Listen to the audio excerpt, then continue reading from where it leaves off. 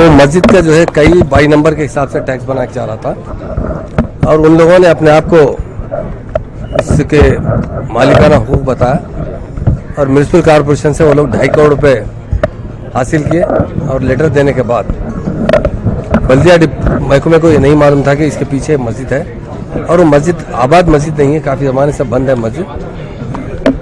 जो भी हुआ उसकी हमें भी तकलीफ है, हमारे सीएम साहब को भी तकलीफ है। जीएसएम कमिश्नर और वक्फ बोर्ड के सीओ और कलेक्टर से बात किया हूँ।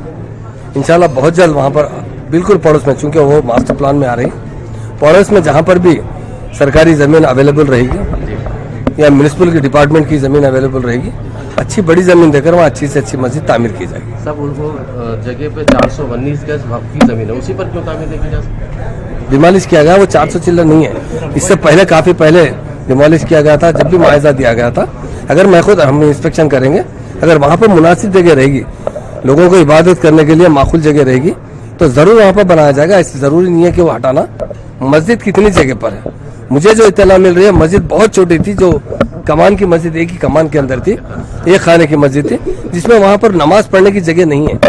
तो मैं ये चाह रहा हूँ कि आवाम से राय लेने के बाद आवाम की क्या, हमारे उलमा से भी बात करेंगे, वहाँ के मुकामी लोगों से बात करेंगे। अगर वो इस पर राजी हो कि पड़ोस में बिल्कुल करीबी वॉकिंग डिस्टेंस में कोई जगह अच्छी मिलेगी तो वहाँ आवाम की राय से और उलमा की राय से तामीर की जाएगी। अगर वो वहीं चाहते हैं तो वहीं बना कर दिया जाएगा। जीएचएमसी ऑफिसर पे कोई कार्रवाई की जाएगी? डेफिनेट इंक्वायरी तो कर रहे हैं हम लोग कि क्या हुआ, क्यों ऐसा रात रात तो तोड़ा गया।